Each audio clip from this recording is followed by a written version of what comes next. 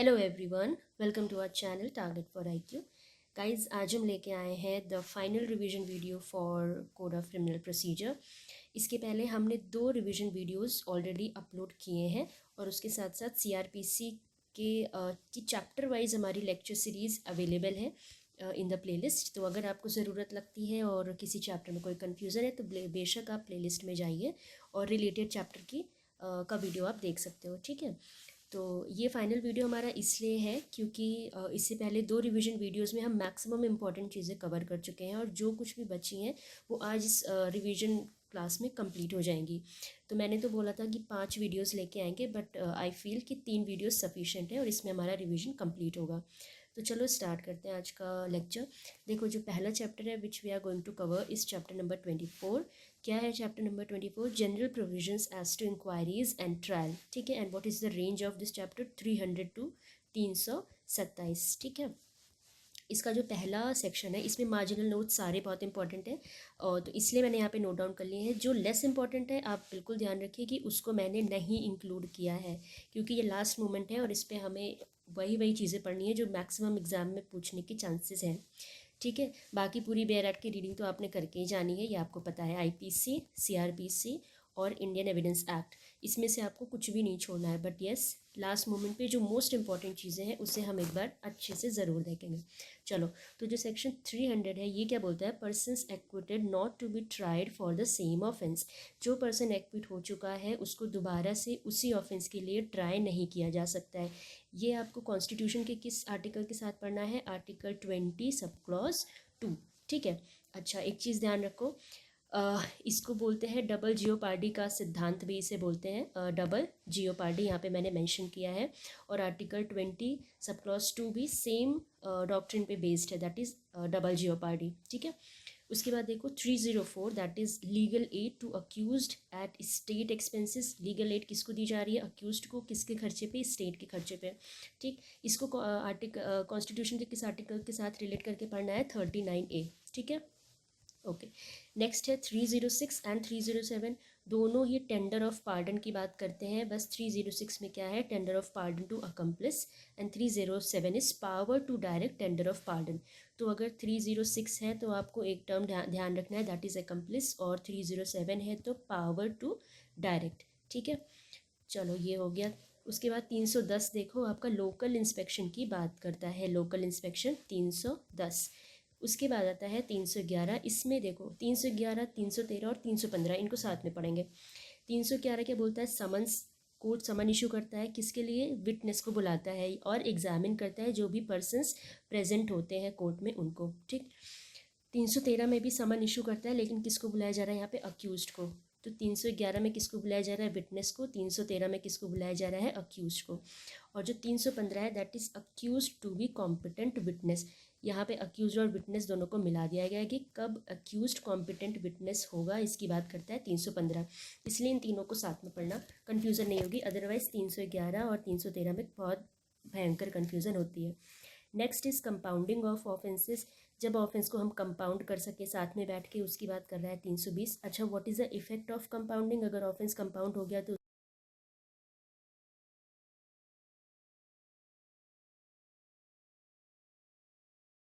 से विड्रॉ कर लेते हैं। तो उसकी बात कहाँ पे है? 321।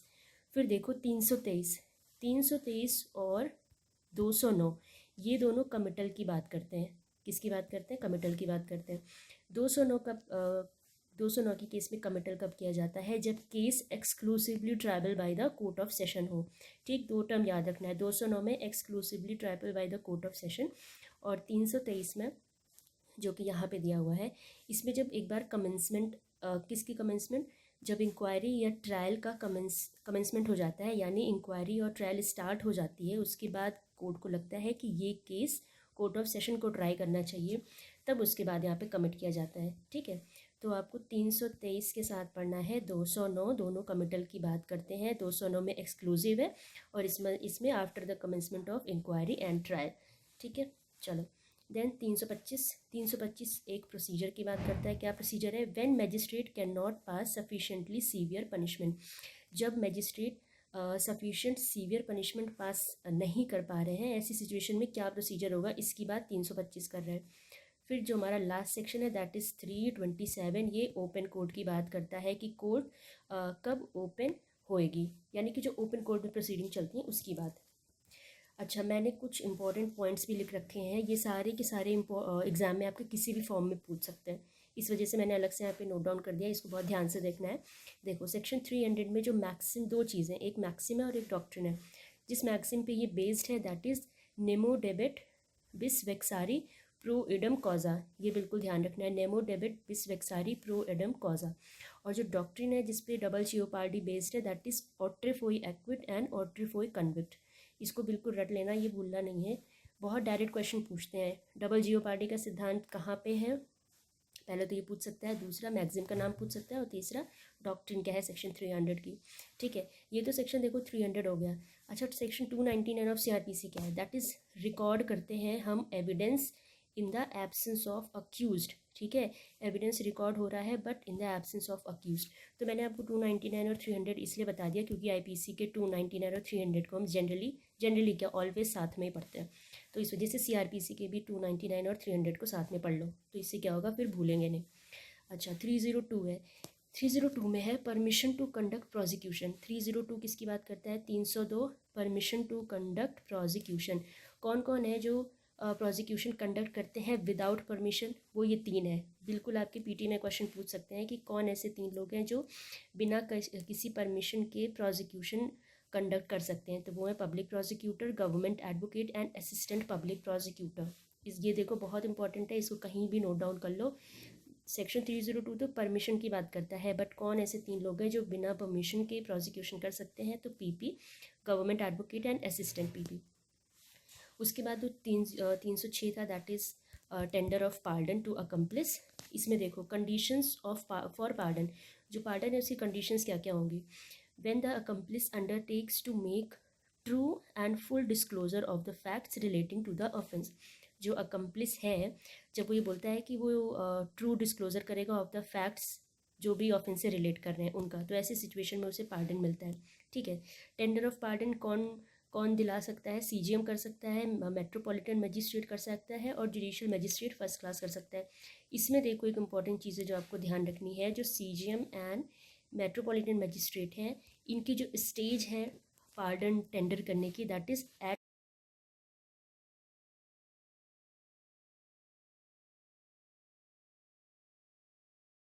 टेंडर कर सकते हैं pardon that is only inquiry and trial. Investigation की स्टेज पे ये judicial magistrate first class pardon नहीं कर सकते, यानी माफ़ी नहीं दे सकते हैं। ठीक है, बट ये तीनों एम्पावर्ड होते हैं, ये ध्यान रखना। और इसीलिए यहाँ पे मैंने स्टेज लिख दिया, at any stage of inquiry, investigation and trial.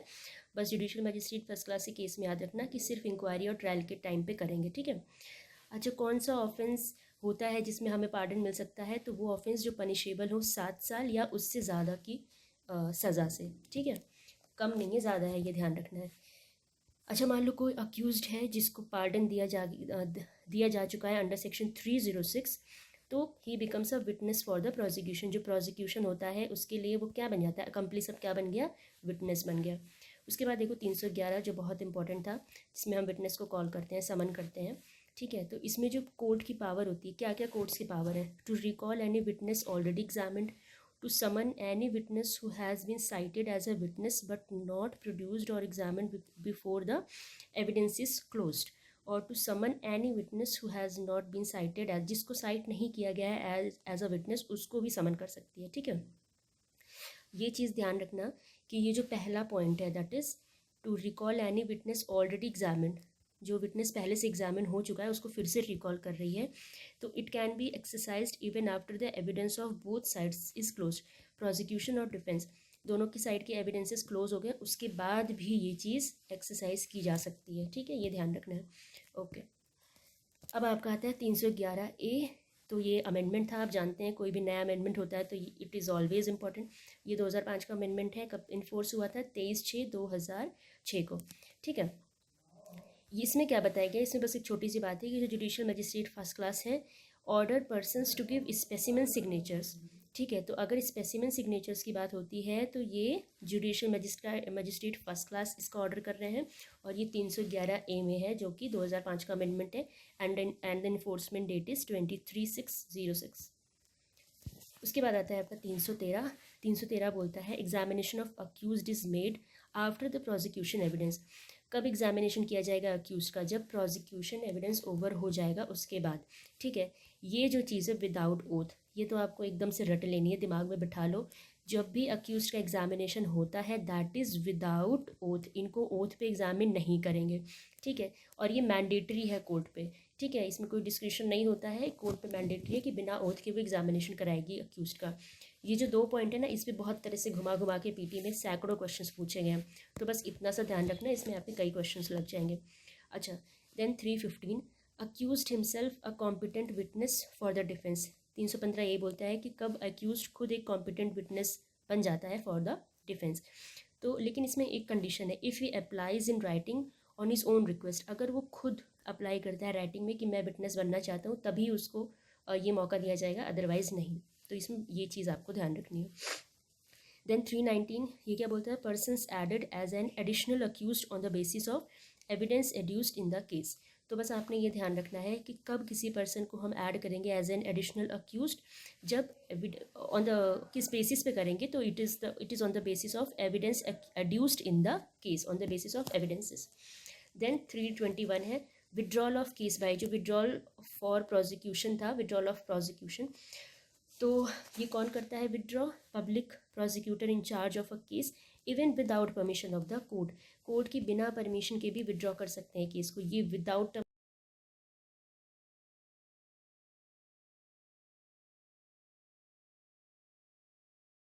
53 judgement, court कहाँ पे जजमेंट देगी? ओपन कोर्ट में देती है।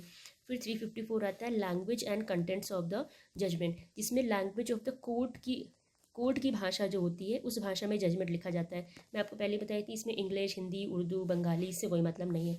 जो भी कोर्ट की उस रिस्पेक्टिव कोर्ट की लैंग्वेज होगी उसमें जजमेंट दिया जाएगा।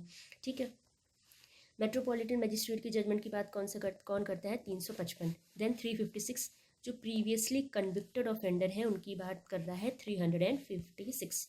अब देखो 357, ये बहुत इंपॉर्टेंट है। ऑर्डर टू पे कॉम्पनसेशन, कॉम्पनसेशन को पे करना है तो उसका ऑर्डर कहाँ किया जाता है? 357 में। इसका जो सब क्लॉज 3 है, देखो इसमें क्या लिखा है, इसमें court can order when fine is not part of sentence. तो ये क्योंकि ये चीज़ यहाँ ऐड हो गई, when fine is not part of sentence, तो ये 357 का 3 इंपॉर्टेंट हो जाता है। Any amount to be paid by accused as compensation, कोई भी अमाउंट। तो यहाँ पे आपको गुमराह कर सकते हैं कि कितना अमाउंट देना है, 500, 5000, 5 लाख। तो आपने ये ध्यान रखना है यहाँ पे, any amount to be paid by accused as compensation. ठीक है, कब? When fine is not a part of the sentence. उसके बाद ये 3 देखो सेक्शंस हैं, वेरी वेरी वेरी इंपॉर्टेंट। इसमें सबसे इंपॉर्टेंट बात क्या है? देखो 357 है तो VCS की बात करती है। इसका जो इसकी जो इन्फोर्समेंट डेट थी दैट वाज 31/12/2009। लेकिन जो 357B है और 357C है, ठीक है, देखो VCS मतलब वॉलेंटरी कॉम्पनसेशन स्कीम, इसको शॉर्ट में ही रख लेना तो याद रखने में आसानी होगी। अच्छा, 357B एंड 357C ये क्रिमिनल लॉ अमेंडमेंट 2013 से ऐड हुए हैं। ठीक है ना, तो ये तो 2009 का अमेंडमेंट था, लेकिन ये 2013 के अमेंडमेंट है, ये ध्यान रखना। तीनों एक नहीं है, तीनों अलग अलग हैं, तो ये दोनों एक है बट ये अलग है। ठीक है, तो 357 क्या बोलता है? Compensation to be in addition to fine under section 326A and 376D of IPC। तो जो फाइन लगेगा ना 326A और 376D CRPC में, उसकी एडिशन में जो कॉम्पनसेशन देना है उसकी बात करते हैं 357B। और 357C क्या बोलता है? ट्रीटमेंट ऑफ विक्टिम्स की बात करता है। इसमें कोई भी पब्लिक या कोई भी प्राइवेट हॉस्पिटल, ठीक है, वो बिल्कुल मना नहीं कर सकते हैं फर्स्ट एड देने के लिए या मेडिकल ट्रीटमेंट देने के लिए, that to free of cost, मतलब मुफ्त में देना है इनको। किसको? To the victims of offences of acid attack and rape. ठीक है, अगर एसिड अटैक और रेप के केस का कोई भी विक्टिम आता है तो उसको आपको free of cost first aid and medical treatment देना ही देना है। किसको देना है? कोई भी प्राइवेट और कोई भी पब्लिक हॉस्पिटल, दोनों लोगों की ये ड्यूटी है, किसी एक की नहीं। ठीक है, फिर 358 क्या बोलता है, कॉम्पनसेशन टू पर्सनस ग्राउंडलेसली अरेस्टेड। क्या ध्यान रखना है, ग्राउंडलेसली अरेस्टेड। इसमें जो मैक्सिमम कॉम्पनसेशन है दैट इज़ 1,000 रुपये, और अगर नहीं देते हैं पैसे तो उनको 30 दिन के लिए जेल भी भेजा जा सकता है, जो कि मैक्सिमम लिमिट है, और वो होगा सिंपल इम्प्रिजनमेंट। ठीक है। फिर देखो 360 क्या बात करता है, रिलीज़ ऑन प्रोबेशन। तो 360 में प्रोबेशन भी है और एडमोनिशन भी है, बट आपको बेसिकली ये ध्यान रखना है कि प्रोबेशन की बात करता है। ठीक है। और 362 आता है, that is court not to alter judgment. तो ये डायरेक्ट क्वेश्चंस पूछते हैं कि ऑल्टरेशन ऑफ जजमेंट की बात कहाँ पे है, दैट इज़ ऑल्टर नहीं करेगा, तो ये है 362 में। ठीक। चलो नेक्स्ट जो हमारा इंपॉर्टेंट पार्ट है that is bail and bonds. ये तो आपको पता है कि बहुत इंपॉर्टेंट है। इसकी क्या रेंज है, 436 से लेके 450 सेक्शन तक है बेल एंड बॉन्ड। और देखो इसमें भी जो जो इम्पोर्टेंट पॉइंट्स थे वो मैंने सारे यहाँ नोट कर दिए हैं, बट येस ये मुझे पता है कि आप जितने भी सीरियस एस्पिरेंट्स हैं आपने ये चैप्टर ऑलरेडी कई बार अपने बेयर एक्ट से अपने नोट से पढ़ लिया होगा। तो चलो जो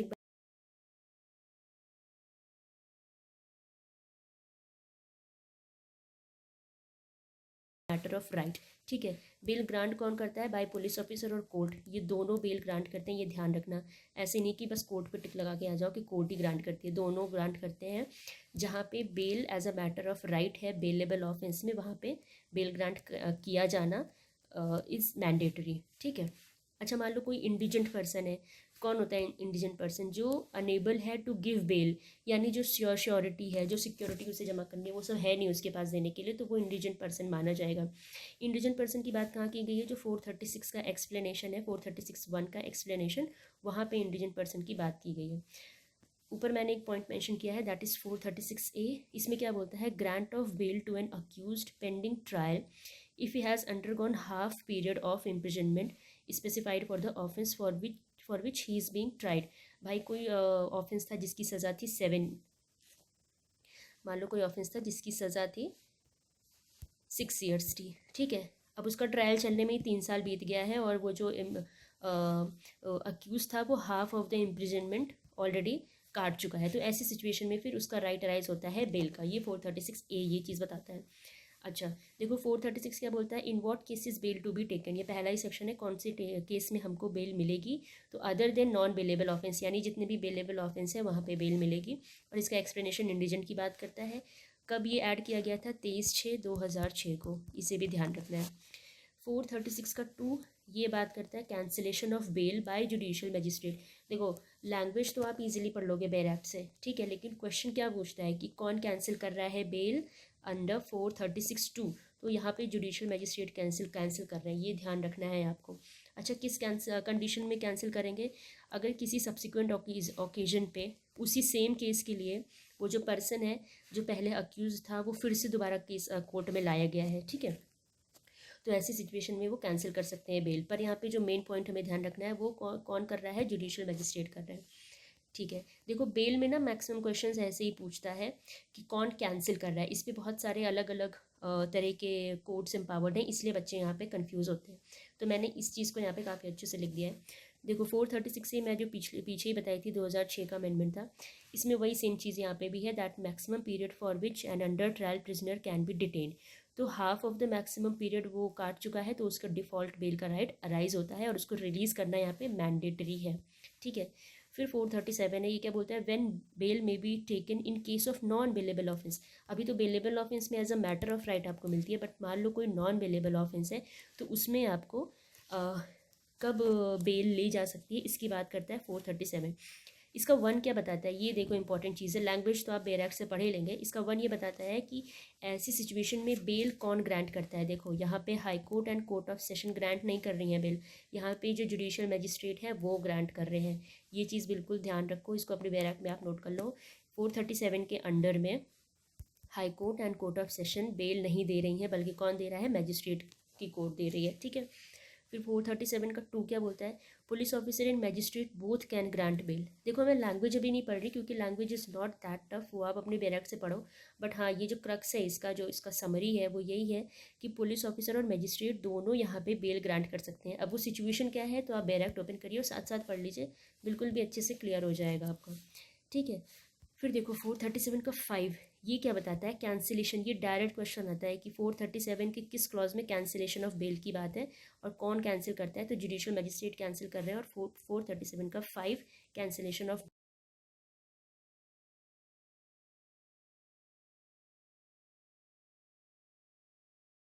बेल का राइट राइज हो जाता है, और बेल यहाँ पे कौन दे रहा है? Again magistrate. अब देखो 437A, ये अगेन वेरी इंपॉर्टेंट।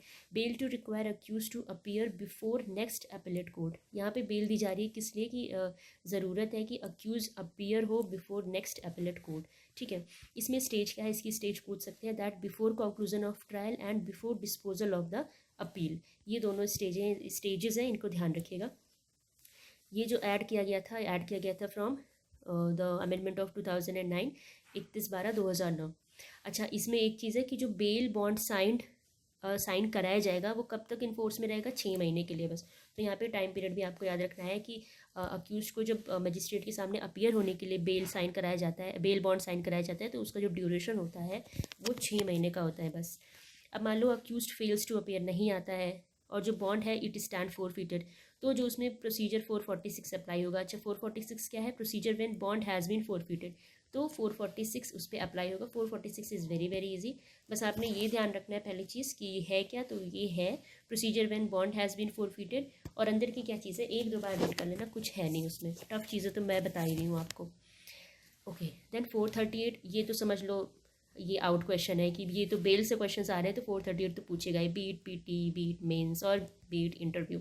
ठीक, तो 438 बोलता है direction for grant of bail to persons apprehending arrest, जिनको ये लगता है कि हमें अरेस्ट किया जा सकता है, अब वो बेल लेने आ रहे हैं यहाँ पे। इसीलिए इसको बोला जाता है एंटिसिपेटरी बेल, कि भाई मुझे ऐसा लगता है कि 4 दिन बाद, 1 महीने बाद पुलिस आ रही है मुझे अरेस्ट करने, तो मैं पहले कोर्ट पहुँच गई बेल लेने के लिए, कि जब मुझे अरेस्ट किया जाए तो उसके बाद तुरंत ही मुझे बेल पे छोड़ दिया जाए। इसको बोलते हैं एंटिसिपेटरी बेल। ठीक है, पहली चीज़ नॉन बेलेबल ऑफेंस होना चाहिए, और दूसरी चीज़ इसमें high court and court of session, सिर्फ यही दोनों हैं जो एंटिसिपेटरी बेल ग्रांट कर सकती हैं। इसमें मजिस्ट्रेट का कोई रोल नहीं होता है। ठीक है, 1A क्या बोलता है? Notice law not less than 7 days।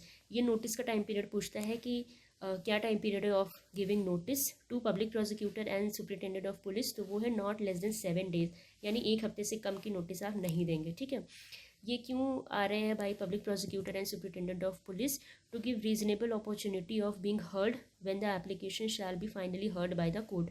ठीक है, तो आप इनको 7 दिन पहले आप नोटिस भेज दो कि फलां व्यक्ति ने एंटिसिपेटरी बेल के लिए अप्लाई किया है, और 7 दिन का टाइम इन्हें क्यों दिया जाता है? ताकि ये दोनों लोग कोर्ट में आके अपनी बात कह सकें।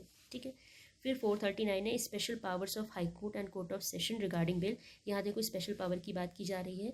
इसमें यह ध्यान रखना कि 439 की 2 में जो बेल कैंसिल हो रही है, ठीक है ना, कैंसिलेशन ऑफ बेल, वो कौन कर रहा है? High court and court of session.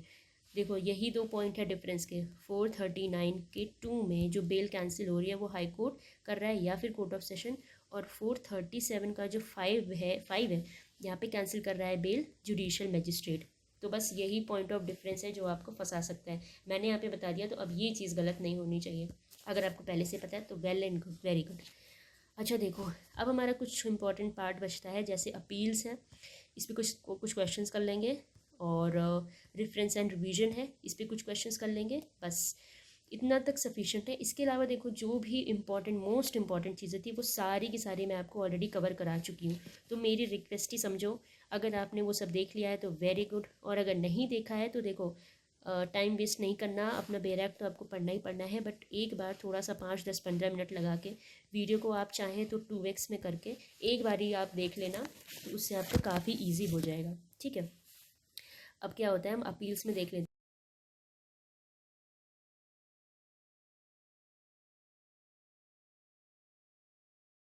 Appeal की बात कर रहे हैं यहाँ पे।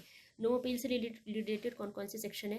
पहला तो 372 है, अनलेस अदरवाइज प्रोवाइडेड। दूसरा 375 है, no appeal in certain cases when accused pleads guilty.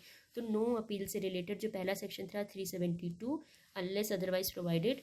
375 जब अक्यूज्ड गिल्टी प्ली करता है। उसके बाद देखो 75 हो गया। 376 भी है, जहाँ पेटी केसेस के, जब पेटी केसेस होते हैं उसमें भी कोई अपील नहीं। और उसके बाद ठीक है, अभी तो इतना ही लग रहा है। ठीक, अगर कुछ और होगा तो देख लेंगे, आई गेस इतना ही है।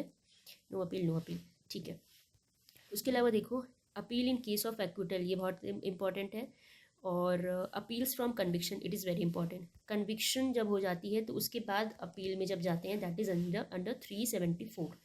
फिर देखो, appeal against conviction, appeal from convictions 374, और appeal against conviction by high court in certain cases, यानी कि 374 और 379, इन दोनों को भी साथ में पढ़ सकते हैं, दोनों कन्विक्शन से डील कर रहे हैं। ठीक है, अब ये देखो again, special right to appeal in certain cases, तो स्पेशल राइट की बात 380 करता है। उसके बाद देखो, appeal to court of session how heard, तो अपील कोर्ट ऑफ सेशन में जाती है तो कैसे सुना जाएगा, 381। Petition of appeal 382। तो ये सारी चीज़ें तो देखो आप, चलो ठीक है रीड कर देती हूँ।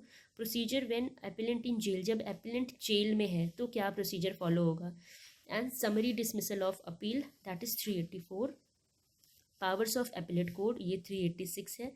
ठीक है, और judgments of subordinate appellate court, that is 350, 387, not 57, 387।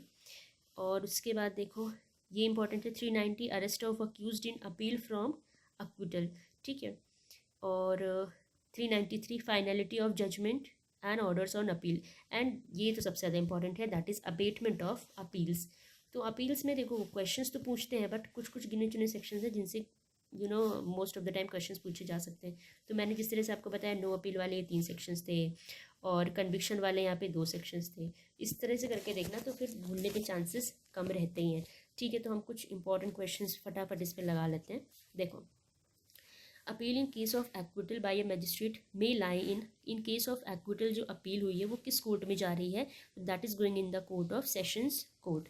ठीक है, नेक्स्ट है, an appeal against acquittal made by a metropolitan magistrate shall lie to a sessions court. Again वही सेम चीज़ है, बट हमें ये ध्यान रखना है कि सेशंस कोर्ट में यहाँ पे अपील जा रही है जब एक्विटल कर दिया गया है बाय मजिस्ट्रेट। ठीक है, तो अपील कहाँ करेंगे, सेशंस कोर्ट में। असर्शन रीजन का क्वेश्चन है, where an accused person has pleaded guilty and has been convicted on such plea, there shall be no appeal. A person who deliberately pleads guilty cannot be aggrieved by being convicted. तो इसका जो correct answer है वो ये है कि ये दोनों ही करेक्ट हैं, that is both A and R, ये दोनों ट्रू हैं, और ये जो आर है that is the correct explanation of A. ठीक है, ये इस तरह के questions generally I don't think कि एपीएम में पूछेगा, बट जुडिशियल एग्जाम्स में तो पूछ ही सकता है। नेक्स्ट देखो, under section 378(1) CRPC, who can direct the public prosecutor to present an appeal to the court of session from an order of acquittal passed by magistrate in respect of cognizable and non bailable offence. ठीक है, तो यहाँ का जो right answer है that is district magistrate. ठीक है, फिर देखो, the provisions of the code of criminal procedure 1973 which deals with the order of the high court on appeal to be certified to lower court is contained in, यानी यहाँ पे certification की बात हो रही है, तो सर्टिफिकेशन की बात आपके कौन से सेक्शन में होती है, 388। उसके बाद देखो, when can a trial court release an accused on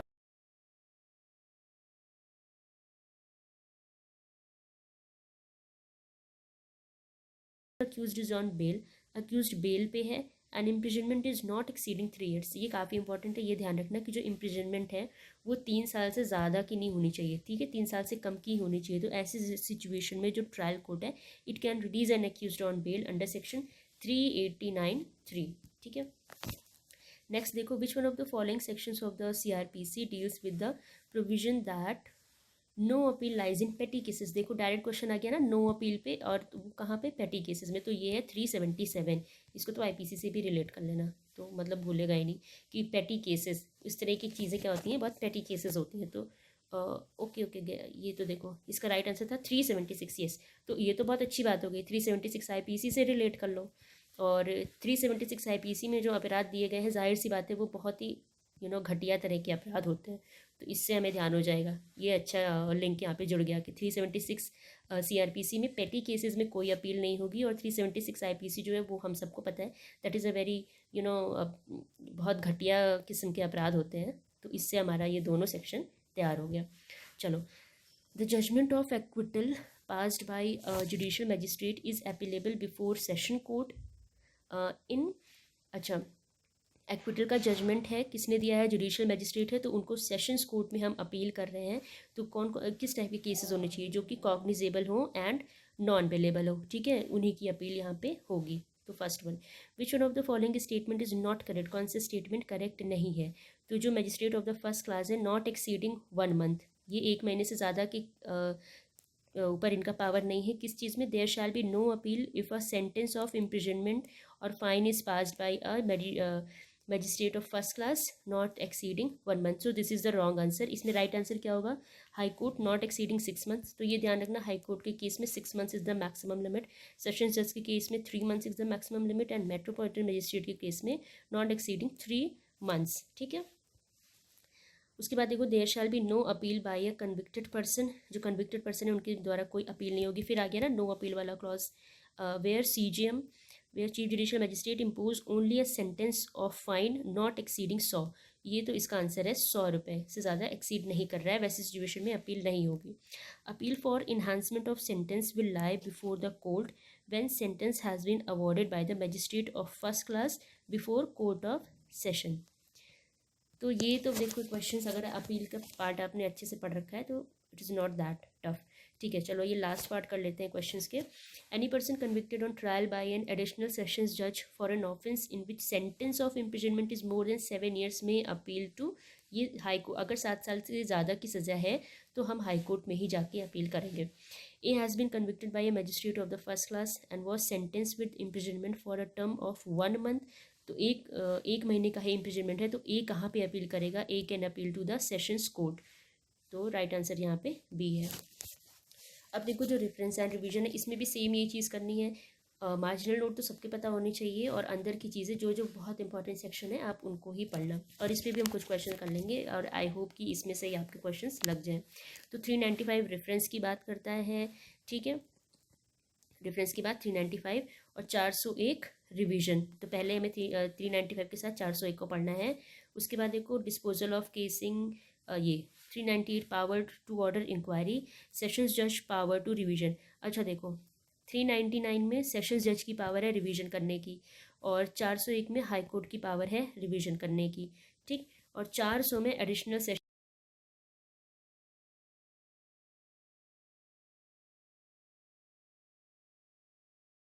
और ट्रांसफ़र रिवीजन केस। तो ये विड्रॉल और ट्रांसफ़र वाली चीज़ें इंपॉर्टेंट हो जाती हैं, इससे क्वेश्चंस पूछते हैं। तो क्या करना है, बस 402 याद रखना। ठीक है, okay. Option of court to hear parties and a statement by metropolitan magistrate of grounds of his decisions to be considered by high court, that is not very much important। 405 high court to order to be certified by lower court. ये चीज़ important है कि high court का जो order है इसको to be certified to lower court. तो certification की बात किसमें की जा रही है? 405 में, लास्ट सेक्शन है, तो ये इंपॉर्टेंट हो जाता है।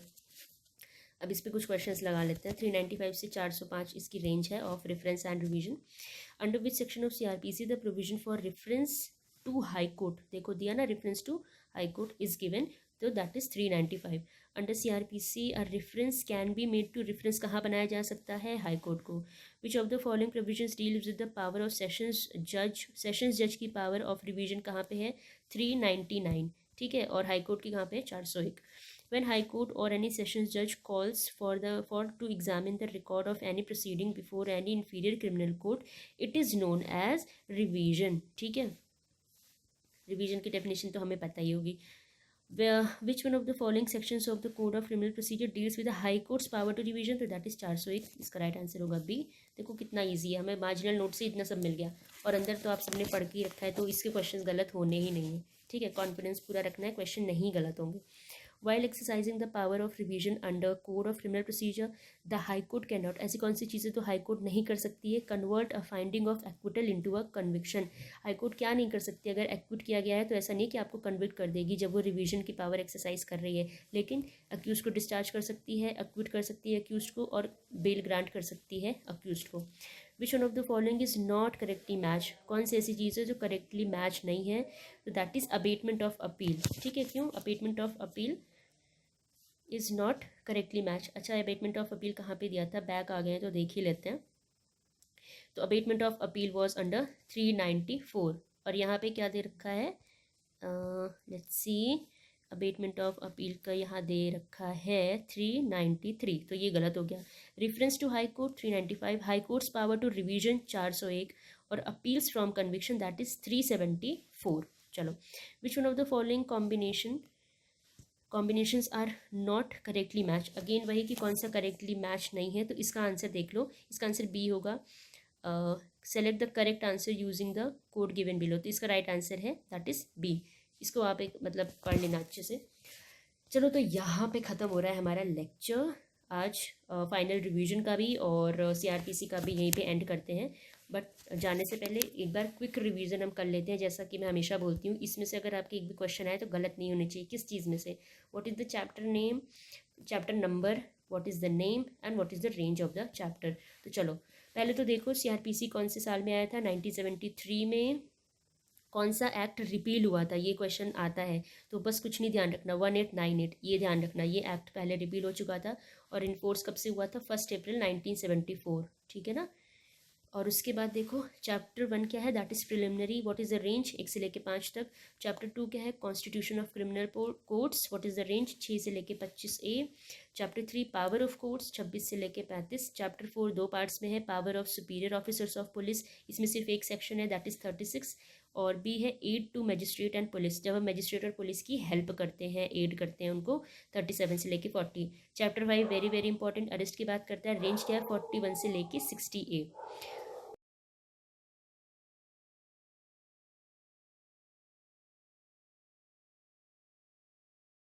से 90। और प्रोडक्शन ऑफ थिंग्स कहाँ से कहाँ तक है? 91 से 105। फिर चैप्टर 7A रेसिप्रोकल अरेंजमेंट्स की बात कौन करता है? 7A 105A से लेके 105L। Chapter 8 is security for keeping peace and good behaviour, जब शांति और अच्छा व्यवहार करने के लिए सिक्योरिटी ली जाती है, वो चैप्टर 8 है। 106 से लेके 124 वेरी इंपॉर्टेंट, काफ़ी अच्छे से हमने डिटेल किया है, आप डिटेल में कवर किया है, आप प्लेलिस्ट में जाके देख सकते हो अगर इस चैप्टर में कोई कन्फ्यूजन है तो। देन चैप्टर 9 मेंटेनेंस की बात करता है, वेरी वेरी वेरी इंपॉर्टेंट, इससे ज़रूर क्वेश्चन आएगा और ये आपके प्लेलिस्ट में भी है, तो आप जाके इसको देख सकते हो। 125 से लेके 128, क्या पता यहीं से क्वेश्चन आ जाए, कौन से चैप्टर में दिया है, क्या रेंज है, बिल्कुल आ सकता है। देन चैप्टर 10, यहाँ से जितने सेक्शन हैं they are most important. Maintenance in case of public order, और मेंटेनेंस करना है हमको पब्लिक ऑर्डर एंड ट्रैंक्विलिटी, 110-29 से लेके 148। फिर chapter 11 preventive action of police, 149 से 153। चैप्टर 12 यस, यहाँ से मोस्ट इंपॉर्टेंट शुरू होता है, इससे पहले जो थे वो ठीक है बट यहाँ से तो बहुत ज़रूरी है। चैप्टर 12 इन्वेस्टिगेशन, ये हमने बहुत ज़्यादा अच्छे से कवर किया है, तो आप इसको ज़रूर से देख लेना अगर कोई भी डाउट है, ठीक है ना। 154 से लेके 176, वीडियो को आप डबल स्पीड में कर लो, नो प्रॉब्लम, बट येस जितनी बार सुनेंगे उतना क्या होगा, आपके दिमाग में ना चीज़ें बैठ जाएंगी। और हमें यही चीज़ करनी है कि एग्ज़ाम हॉल में हमसे मिस्टेक बिल्कुल नहीं होनी चाहिए। चैप्टर 13 क्या है, jurisdiction of criminal courts in inquiries and trial, 177 से 189।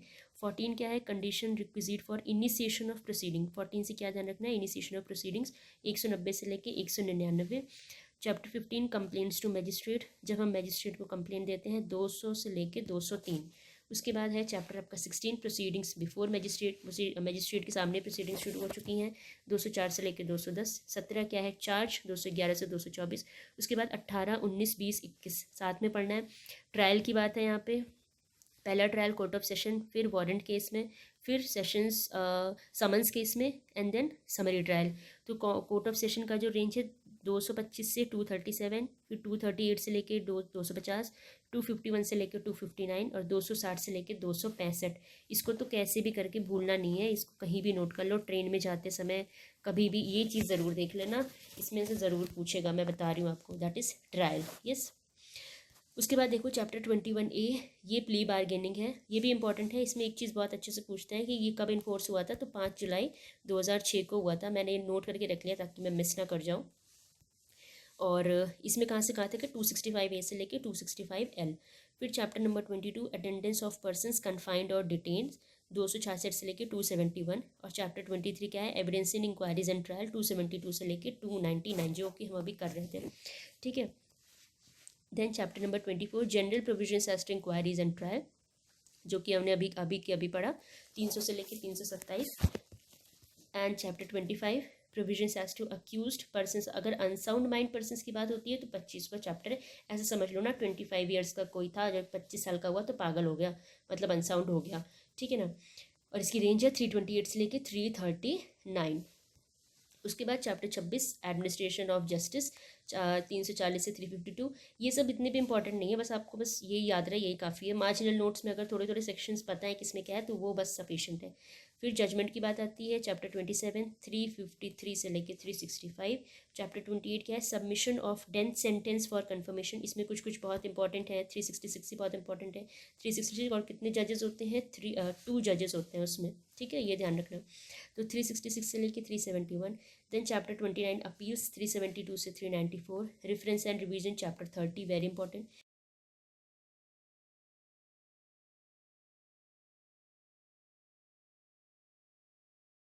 लेके 412, ये तो बहुत ईजी हो गया, 6 और 12 है ना, डबल जस्ट 6 का डबल 12। फिर देखो chapter 32 execution suspension remission and commutation of sentence 413 से 435। Then 33 bails and bonds very important, 436 से लेके 450, इसमें तीनों चीज़ें ध्यान रखनी है। फिर चैप्टर 34 डिस्पोजल ऑफ प्रॉपर्टी, इस पर हम MCQs लगा चुके हैं, उतना देख लेना, मार्जिनल नोट्स देख लेना, ये चैप्टर हो जाएगा। 451 से 459। चैप्टर 35 इरेगुलर प्रोसीडिंग्स 460 से 461, और इसमें पहले नो है फिर यस है इरेगुलर प्रोसीडिंग्स में, इसको नहीं भूलना। Limitation for taking cognizance of certain offences 467 से 473।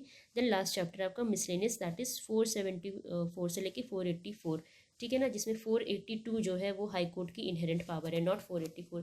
पता नहीं बच्चे क्यों ये गलत करते हैं, बट ये गलत नहीं होना चाहिए। सो ये हमारा था आज का लास्ट लेक्चर। आई होप आपको बहुत ज़्यादा इससे हेल्प मिली हो। अगर एक भी बच्चा इससे हेल्प लेके अगर एग्ज़ाम अपना अच्छे से अटेम्प्ट कर लेता है तो I will be really thankful, और मेरी मेहनत यहीं पे सफल हो जाएगी। तो चलिए फिर, अब आप एग्ज़ाम की बहुत अच्छे से तैयारी कर ही रहे होंगे, बिल्कुल भी घबराने की ज़रूरत नहीं है, जितना हो सके जो भी पढ़ा है बस उसका रिवीजन करके जाओ। क्वेश्चंस वहीं से आएंगे, ट्रस्ट ऑन योरसेल्फ, क्वेश्चंस वहीं से आएंगे। जितना भी आप ज़्यादा रिवीजन करोगे गलती की चांसेस उतनी ही कम होगी, ठीक है ना। एग्ज़ाम आपका बहुत अच्छा जाना है, trust me and have faith on yourself. तो चलिए फिर मिलते हैं अब कभी किसी नए लेक्चर सीरीज़ के साथ। सो आप सबको बहुत बहुत थैंक यू कि आपने बहुत ज़्यादा अच्छे से ये हमारे लेक्चर भी देखा और आपने बहुत अच्छे कमेंट्स भी किए। So thank you so much, और ठीक है, God bless you all, thank you so much for watching our channel.